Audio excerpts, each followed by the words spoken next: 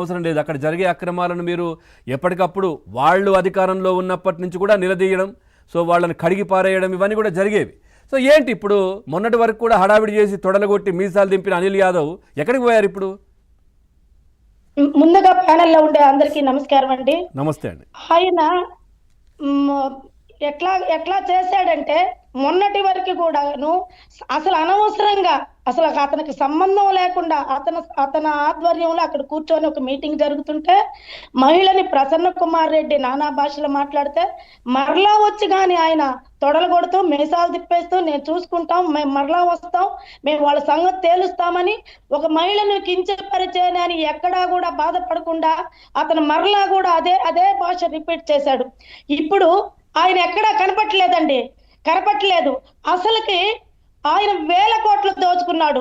నెల్లూరులో మొట్టమొదట ఎత్తుకుంటే అనిల్ ఇసుక దోపిడీ చేస్తుంటే వెంకటేశ్వరపురం ఇసుక అక్కడ క్వారీల దగ్గర ఒక నైట్ ఏకోజామున 4:05 గంటలప్పుడు మా నాయకుడు కోటమిరెడ్డి శ్రీనివాసరెడ్డి నేను ఒక మహిళని 200 మంది మగవాళ్ళు ఆ వైసీపీ వాళ్ళు గూండాల్లాగా వచ్చి మేము వచ్చి ఆడ చూసామని అడ్డుకొని చాలా గందరగోళం చేశారండి. చాలా గందరగోళం చేసి నేను నీతిపరుణ్ణి, నాకు అవినీతి అనేదే లేదు అని చెప్పారు.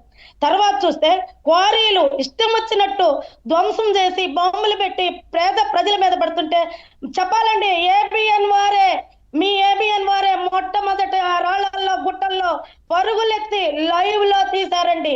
తీసిన దానికి మన ఏబిఎన్ మీడియా వాళ్ళను కూడా ఇష్టం వచ్చినట్టు దూషించి వాళ్ళ ఫ్యామిలీని కూడా దూషించాడండి ఈ అనిల్ కుమార్ యాదవ్. ఆయన శ్రీకాంత్ రెడ్డిని అడ్డం పెట్టుకొని ఆయన 1000 కోట్లు దోచుకున్నాడని ముందుగానే ప్రీ ప్లాన్ అండి. ఆయన చెన్నైలో పెద్ద బంగ్లా కట్టుకున్నాడండి. కట్టుకొని దానికి ముందే చైనాలో అక్కడక్కడ ఆయన బిజినెస్ అని చెప్పి దుబాయ్ అని చెప్పి అప్పుడప్పుడు వెళ్ళేవాడండి. ఆయన మంత్రిగా ఉన్నప్పుడేను. అనిల్ యాదవ్ అండి మంత్రిగా ఉన్నప్పుడే ఇవన్నీ కానీ ముందుగానే చక్కదిద్దుకునేసాడండి. చక్క పెట్టుకునేసి ఈయన 5 సంవత్సరాలు మంత్రిగా ఉంటాను, నేను జగన్మోహన్ రెడ్డికి ఇచ్చే ముడుపులు ఇస్తున్నాను, నాకు జగన్మోహన్ రెడ్డి ఏ విధమైన కూడా అబ్జెక్షన్ పెట్టడని ఇష్టాను రీతిగా చేశాడండి అనిల్ కుమార్ యాదవ్. ఆయన ఉన్నప్పుడే 1000 కోట్లు దోచేసుకున్నాడండి. మాట్లాడిన వాళ్ళని, ఆయనకి ఇది తప్పు అని చెప్పిన వాళ్ళని పక్కకు నెట్టేశాడండి. ప్రజెంట్ ఆయనే కాదండి, ఆయన పిఏ నాగరాజు అసలు ఇప్పుడు ఎక్కడ ఆయనే లేడండి. ఆయన కానీ బయటకు తీసుకొస్తే ఈయన ఇంకో అక్రమాలు ఉంటాయండి. ఈయన మొన్నటి వరకు కూడా వీళ్ళకి వైసీపీ వాళ్ళకి ఒక ఇది నేర్చుకున్నారండి. వాళ్ళు రెచ్చగొడుతూ రండి మమ్మల్ని అరెస్ట్ చేయండి, జైల్లో పెడతారా, మేము ఉంటామని మొన్నటి దాకా మాట్లాడారండి అనిల్ కుమార్ యాదవ్. నేను ముసలాన్ని కాదు, జైలుకి వెళ్ళినా తిరిగి వస్తాను, మీరు ముసలాళ్ళు మీ సంగతి తెలుసుకుంటాను, మాకు చాలా ఉందని మరి ఇప్పుడు భయపడి ఏ కలుక్కులో దాక్కున్నాడండి ఈ అనిల్ కుమార్ యాదవ్ అని నేను అడుగుతున్నా. ఇకపోతే కాకాండ గోవర్ధన్ రెడ్డి గారు రత్నగిరి కొండని బోడి గుండు చేసేసాడండి. చేసేసి సోమిరెడ్డి చంద్రమోహన్ రెడ్డి గారు ఆయన్ని ప్రశ్నిస్తూ ఒక రోజు క్వారీలో ఒక నైట్ అంతా కూడా కూర్చొని పట్టిస్తే ఆయన హిజ్రాలను పంపించాడండి. అవునండి, ఇజ్రాయల్ని పంపించారండి సోమిరెడ్డి గారి మీదకి. సోమిరెడ్డి గారిని చూసి వాళ్ళ ఇజ్రాయలంతా కూడా నమస్తే అన్న, సారీ అని చెప్పి రావటం జరిగిందండి. అంటే ఆయన ఎక్కడ బయటపడతాడోనని ఎదురు దాడి చేసేవాళ్ళండి వీళ్ళంతా. అనిల్ కుమార్ మంత్రిగా ఉన్నప్పుడు ఒక విధంగాను, ఎప్పుడైతే కాకాణి గోవర్ధన్ రెడ్డి మంత్రి అయ్యాడో నేను నా క్వారీలన్నీ ఆయనకి పోతాయి అనే ఉద్దేశంతో ఆయనకి లోపల విభేదాలు ఎక్కువైపోయాయండి.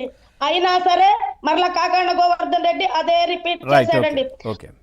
ఎలా చేశారంటే అసలు ఆ దౌర్జన్యం ఒక మండలాధ్యక్షుడిని ఒక ఎంఆర్ఓ తోటి ఒక 200 మంది మధ్యలో రేప్ చేశాడని రేప్ కేసు పెట్టాడండి కాకాండ గోవర్ధన్ రెడ్డి. తర్వాత పోలీస్ స్టేషన్ లో గాని అసలు సోమిరెడ్డి గారు పోతే గాని, తెలుగుదేశం వాళ్ళు పోతే గాని నాట్ అలౌడ్ అని చెప్పారండి.